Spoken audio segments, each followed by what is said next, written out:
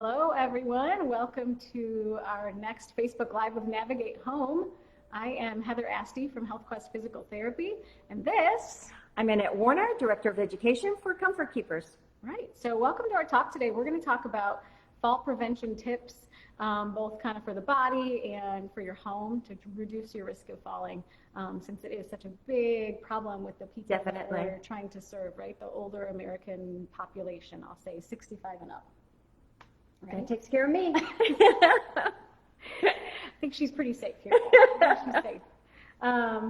So we wanted to pick this topic because it is something that Annette and I both deal with on really a daily basis, is talking to people about falling, their risk of falling, how to reduce it, how to recover when you do have a fall-related injury and things like that.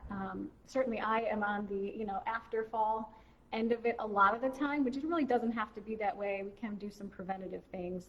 And Annette, you too are working with families a lot on fall prevention with their loved ones and things like that too. So it's a good group topic. Right. And typically with home care, when we go in and do an assessment, we also do an analysis of the possibility of falls within the home. What do they have? What do they need?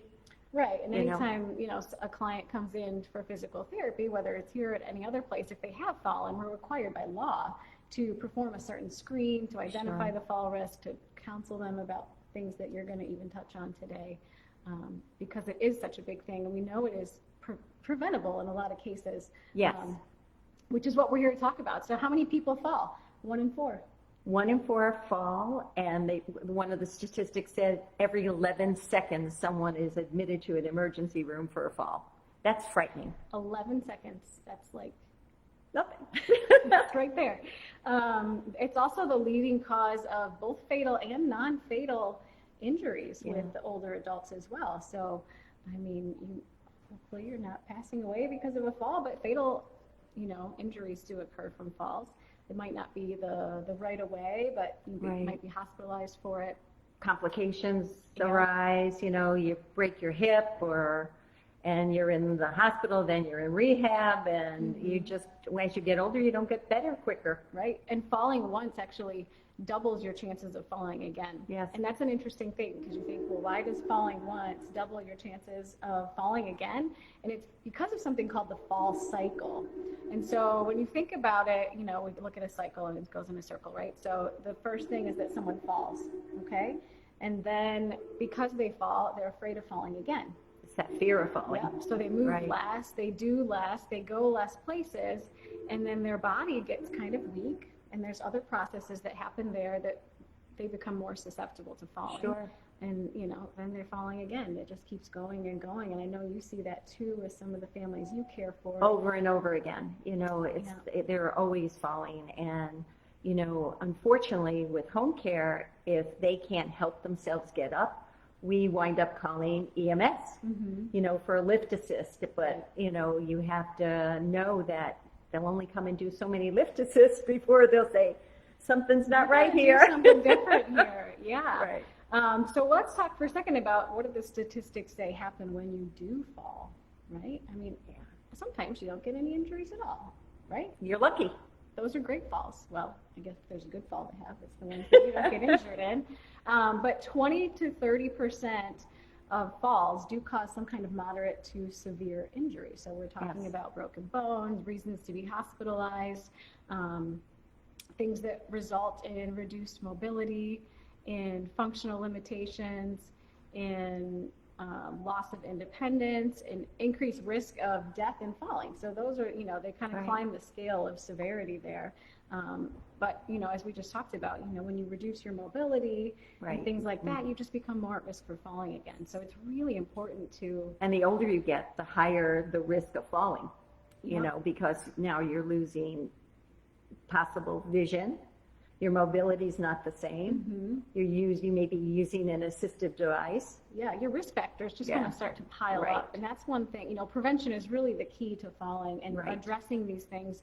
If the first time someone falls, addressing some of these things before it becomes a frequent, event where these risk factors are piling up. And, we're going to talk today a lot about the home and assessing your home and making sure everything's safe there, because 60% of falls occur in your own home, right? Wherever you're living, whether that's, a care facility or a house, apartment. 30% occur in public spaces. So you're thinking about, slips and trips, ice, water, curbs, things like that. And only 10% occur in healthcare facilities. So those are the ones we tend to hear about, when someone falls there. But it's really a small percentage. It's a very small percentage. And like you said, they could be preventable. Right. So I think the key here is that falls are not normal. No, right? not at all. Falling as you age, it's not a normal part of aging. You shouldn't be falling. And it's something, just like any other medical condition, that you should try to get some help for, right? Like if you started to have heart palpitations, you probably wouldn't just sit home and think, oh, it's just a normal part of aging. You'd probably go to your doctor. Falls really should fall into the same category. Right. So, a lot of people think, okay, as I'm getting older, I notice I'm having some balance issues. Well, why are they having some of these issues? Mm-hmm. Could it be they're on a new medication? What are there any adverse effects to that medication? And many seniors don't read the back of that bottle that says no. It may create dizziness. Most people don't read the back of that bottle. Exactly. And we're already kind of jumping into really the two types of risk factors for falling. There's extrinsic risk factors and intrinsic risk factors. So extrinsic are things that are outside of your body, right? Like your home, your environment, things that are happening around you. And intrinsic risk factors are things that are going on within your own body systems that are impacting your fall risk. So obviously the more risk factors that you pile up equals you're more likely or more chances of higher the risk of falling. So I'm going to kind of dive into intrinsic risk factors really quick and kind of go over some of the things that you can think about, pay attention to, and then Annette's going to take over and we're going to talk about some extrinsic risk factors and really focus in on things that you can do in your home and in your daily life to reduce those risks. So first, let's kind of talk for a second about how does the body balance itself, right? Like that's a complicated system. Your brain is always getting sensory input from your eyes, from your sensation, the touch of your feet on the floor even, your inner ears and your peripheral nervous system are constantly giving input to the brain. The brain is collecting it, interpreting it, and then shooting communication back out to the body in a continuous loop all day long, whether you're sitting like we're balancing here on a stool. Thankfully, we don't have to think about it, but our brain is telling us how to balance. If I shift sideways, my brain knows I shifted sideways. And so it's meant to be a system that just continuously loops back and forth and keeps you upright. But then what happens? Why does that system fail? What causes you to fall? Well, we know dizziness is one of the biggest ones. And there's a lot of reasons for dizziness and causes of dizziness throughout any age span. And then we've got our environmental factors, right? So slipping, tripping, my puppy ran under my feet, and a whole host of any physiological conditions that you might have, whether it results in impaired mobility, maybe it changes your gait and you're having to use devices, or you're not using devices and you should, and poor posture. Those kinds of things all kind of wrap up and cause that continuous loop to kind of falter. So let's just dive in really quick to that sensory system, right? So we've got vision, right. We've got touch, and we've got the inner ear and the vestibular system.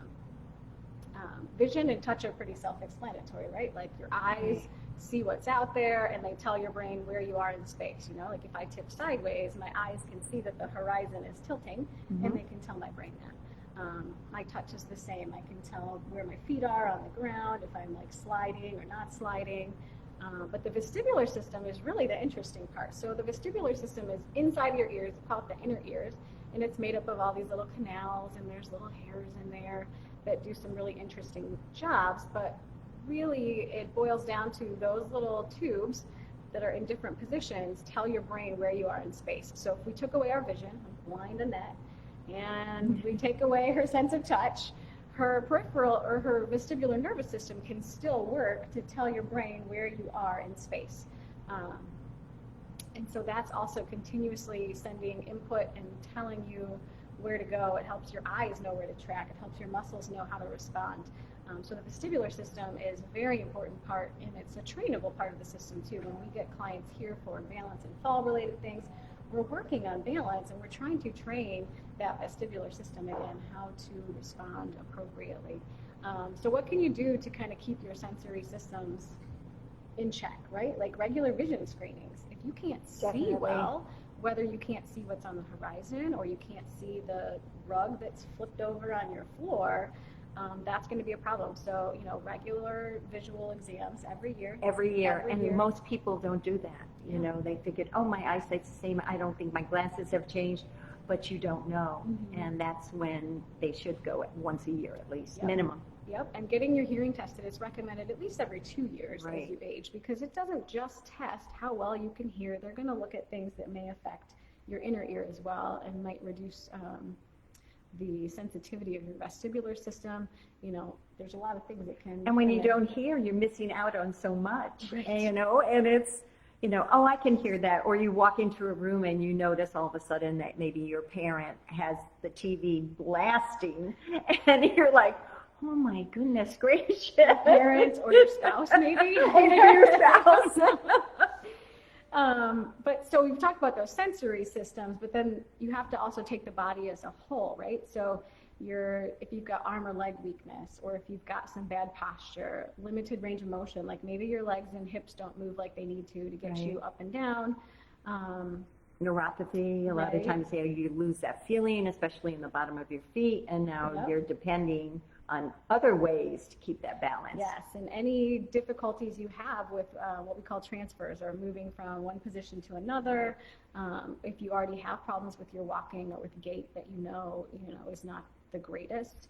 And we talk a lot about hypotension too, or basically that dizziness, postural hypotension, when you've been lying down for a little while and then you sit up maybe on the edge of your bed or the couch or something like that, and you get that kind of like woozy dizziness. That's another big thing. That creates a lot of falls. Yep. Where they're not settling. In other words, if you're getting up from bed, stop. Mm-hmm. Sit for a while. Let it calm down a little bit. I always tell them, get your sea legs, and you can focus. Yeah, and I mean, that happens every day in here. We're working on clients on a table, and then we sit up to do exercises, and they kind of grab the table. But those are all kinds of things within the body that we, a lot of times, can control and improve. Sure. Right, so then we have to think about health conditions that put you at risk because of the way they already affect your body, like we just talked about. So strokes, right? Definitely. You have weakness, you have difficulties with gait and mobility issues, vertigo, so that's another type of dizziness that can be caused in the inner ear.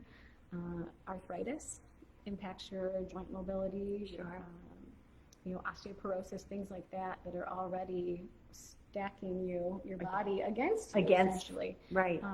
And some of them. So you're more at risk for falling. Right. And so if you know that you have these physiological conditions, those are risk factors you can't necessarily get rid of, but there are things that you can do preventatively to work on some of those body systems to improve your chances there of not falling. And so really maintaining your body is just like it sounds. Okay, if we've got muscle weakness and inflexibility and poor balance and gait difficulties, we need to address each of those things. So regular exercise, both for muscle strength, for flexibility, and for cardiovascular health, so that you can walk distances that you need to and not get winded or dizzy. And those are really the big ones, actually. Just exercise and keeping your body moving. And many seniors, they think, I can't do this, I mean, I don't have that strength. But if you think about it, if you're watching TV, when that commercial comes on, just use 2 little water bottles and lift them, while the commercial, or, just walking in place as you're sitting, get up and go use the restroom, get up and go get some water. Because water's another issue that seniors just seem to not want to stay hydrated. Yeah. And so when that TV commercial, and we know you love TV, when that TV commercial comes up, make sure you get up out of that chair and do something. Yeah, and you touched on a good one. Nutrition and hydration are good ones. If you're not fueling your body, other things are going to happen to it. Dizziness becomes another huge Yes. factor when you're not doing that. And also, we didn't really talk about medication side effects, but No, there's a lot of medication tremendous. side effects, a lot, that can put you at risk for falling. And even more so, they say that if you're taking 4 or more prescription drugs, that's another risk factor for falling. It's a high risk factor. And today, if you look, most homes we go into, they're on way more than 4. Oh, yeah. Way more than 4. So, and just being, if you have hypertension, just that alone, when you're getting up out of that bed in the morning, you just need to take it a little slower. Yeah. And so, medications and taking more than 4, you may have to, but it's important to, review that list and have your doctor look at that list if you have concerns about it, right? Because we know them, and your doctor knows the more medications you take too, the more at risk you are of falling. But let's talk about that at your next visit, because you want to reduce your risk. So maybe there are some changes that you can make, some different medications that they could try to reduce that. But I guess the bottom line too is if you have concerns about falling, we can't reiterate it enough. You need to get help for that. You need to talk to your doctor about it. If you're seeing, another health professional, talk to them about your fall risk and get to the people that can, assess your risks appropriately, and put a plan in place to start to improve and reduce some of those risk factors. Because like I just talked about, many of them are changeable and modifiable, right? You can improve your strength, you can improve your flexibility, you can improve your general fitness, even if it's chair exercise. You can do things to prevent some of this from happening. And physical therapy isn't only for after you falling. If you are saying, hey, I have some balance issues, you can come to a physical therapist and they can help you make those right. Yeah, there's a lot of specific tests for gait and balance and fall risks specifically that help us really quickly identify things that are putting you at risk, and programs that you can do not just in a clinic, but things that you can do at home. And there's a matter of balance class, which the local hospital has a matter of balance class. And, it teaches individuals, how to exercise, how to move, and some of these precautionary methods. Yeah, there's a lot of resources out there for exercise, risk reduction. Definitely. And you're being proactive. When you're a senior and you're noticing you have a few shortcomings, and we all have a few shortcomings as we're aging, then that's the time to address them, not after the fact. Right. I mean, because at the end of the day, the more you fall, oh my gosh, you're going to lose your independence. And we know that this is why Navigate Home exists, right? Like trying to keep people independent for as long as possible and provide resources to help you with that. So, and educate people. When you're younger, you buy tools to maybe fix your house or, be able to climb higher. When you're over 65 and you may need those helping hands to stay independent in your home, you might have to make some changes. Right. And they could be very simple changes. Yeah. So talking about the home, you want to jump into all the Well, we talked about exercise, how important it is to do some regular exercises, even if you walk around your house or apartment. If you're worried about walking outside, maybe there's a lot of uneven pavement or whatever, walk in your home. Move your body. If you can use a stationary bike, even better. If not, they even have, I don't even know what they're called, but those small little pedals that you can, like floor bike, little floor bike. Do something that you're not just going to be sitting, because you don't use it, you're going to lose it. So take your time getting up, you're not only out of bed, getting out of that chair that you might be sitting in during the day. Make sure that you have your balance before you get up to walk. Make sure the lighting, especially in your bedroom, we're going to talk about your bedroom. Make sure that there is sufficient lighting in your bedroom. Make sure that you have a flashlight by your bed in case during the night maybe power goes out. You can also have, the night lights that are LEDs that, now some people I know, they're bothered by any type of light in their bedroom, but some of the LEDs, it's only when you pass them the light comes on. But you want to be really careful, and even in your bedroom, make sure you don't have any clutter. To be honest with you, don't have clutter in your home. And that's a big one we talk about when we Right. talk to people about Electrical how they can change their cords. home. It's clutter, that Yeah. stack of magazines, or Right. that blanket that you just folded up that's stuck next to the get things off the floor mostly Right. is the name of the game. You just don't want anything on the floor to potentially trip over if you're not paying attention, or it's dark Exactly. when you're walking. Or if you have a pet, if you have that animal or a cat and you're not watching what you're doing, you've been sitting watching TV and you didn't even realize your pet was at your feet. Mm-hmm. And you go to get up, what's going to happen? You're going to trip over that pet and you're going to go down. So just be more observant as you get older. Right, yeah, we're not saying you shouldn't have little pets, No. but they are a risk, right? If you have a little Right. cute little puppy dog and it likes to run around your Sure. feet and get excited, well, that's going to be a problem. If you try to get to the door to answer it and your dog's just as excited as you are. Right. In your bathroom, make sure you have the tools you need to take a shower safely. Grab bars. Make sure you have non-slip mats.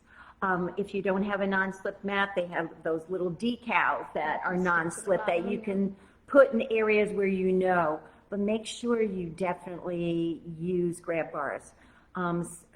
Elevate your toilet. If it's a low toilet, today now they have higher toilets. Yeah. But It's still not high enough sometimes. it's not high enough. So you may need to get an elevated toilet seat that you could use so that you don't fall in the bathroom. That would be the last place I would want to fall, because it would be very difficult to get help.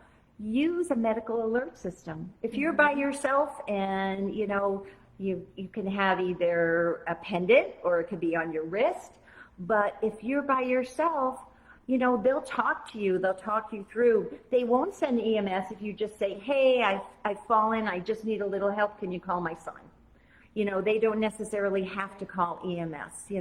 It's who you decide you want to be on the call list. So that's important. Be really aware of uneven surfaces. Do you have carpet that's buckling in your home?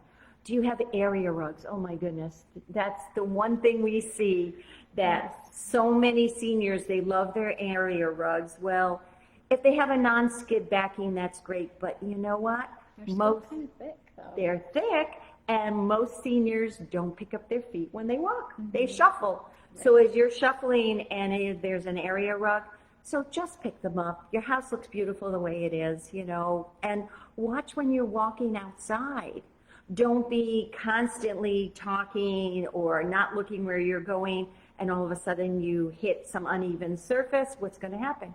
You're going to go down. Mm-hmm. Or some curbs are lower than others, and you're anticipating a high curb or vice versa, and you're going to go down. Yeah. Make sure your stairways are well lit, and check, is your stairs safe? Is the handle, is the railing moving? Get it tightened. Can you function just with one? If not, get a second one. Mm-hmm. Especially in a lot of seniors, the older homes, they have the laundry down the basement. Yes, and they could have narrow steps. They could have narrow steps, and some seniors have told me, oh, I just throw the laundry down. Well, what happens when you throw it down the stairs? Some of it gets stuck on the stairs. Right. So then you have that trip factor, and I had someone tell me, a senior, and I thought it was the greatest idea. He used a backpack. He would put his dirty clothes in a backpack so he had two hands free. That's very smart. And I thought it was, that's really smart. I said, great, we're going to use your idea, know. The laundry, we could just patent that right now, the laundry backpack. I know. We're going to be rich. We're going to be rich one day. And the other, look at your shoes. Wear sturdy shoes. So many seniors, especially men, and I'm not going to pick on you men, but you put your foot in that slipper and you crunch down the back of it and you think this is safe. I have support. No, you don't. Yeah. Women have a tendency to wear those almost like little ballet slippers when they're at home. They have no support, and sometimes they're pretty slippery. Yeah, you really want something that's got a solid sole on it. Right. Covers and holds your whole foot in, so those little slip-on mules are not the best thing for stability. Right. Sandals are cute and all, but they don't really provide any stability. They don't provide any stability for you. And, so it's better to use a lace-up type of tennis shoe. And they make some really nice ones now, with those little Skechers that they're cute and you can be still in style. The other thing is in the kitchen. We don't, you'll say, oh, there's a light out, I've got to get on a step stool. We'll make sure it has that big handle on it. But to be honest with you, we don't really want you to change your light bulb. Get a friend, get one of your kids, get your grandkids to help change it. Mm-hmm. The other thing, if you're finding that you're going to have to go on that step stool to reach something in your cupboard, reassess your cupboards. If it's something you're not using all the time, trade. Get those things that are high up you're using more of, bring them down lower. That's a great point. Reassess your kitchen. What can I do in my kitchen that I can manage to still utilize the things I need, and those things that I hardly ever use, have your grandkids put them on the third shelf. Bring things down that you're going to be using so you're not tempted to go on a step stool. Make sure your kitchen's well lit as well. Don't respond to things. That doorbell rings, you're in the middle of something, you're all of a sudden getting up off the sofa to hurry up and answer the doorbell. What's going to happen? Oops, you just got dizzy. You went down. Take your time. They're going to wait for you. If they really want to see you, they'll wait for you. Right, they're going to wait for you. And I think those are basic key messages. And the one thing that Heather and I saw, and this number staggered both of us, $50 billion is spent annually on falls. That's a lot. 0 billion. Billion. Billion. We were like stunned. So take some necessary precautions. Don't be afraid to ask for assistance. Physical therapy is not for after you're falling. Physical therapy is for before to get stronger. Use that. Use it preventatively. Any doctor or physician that really cares for their patients is going to advocate for you as well. So if you are concerned and you have concerns about fall risks, discuss it, get the help you need, reach out, whether that's, physical therapy, or if you need home modifications, like you need to add railings and grab bars and things like that. Navigate Home, our page is a great place to go for resources of people that can provide those services for you. They've all been vetted. These are all people that are, genuinely enjoy helping the older community. So if you need resources, just check our Facebook page. You can look up. And you can post questions for Heather or I, and we will try to answer them for you. If there's anything that maybe you didn't get or you need more information on, we definitely can help you. And I believe on June 25th, it's Mike Rakowski Law Firm is going to be talking about VA benefits. So stay tuned. Thank you for joining us today. Thanks so much. Take care. Bye-bye. Bye-bye.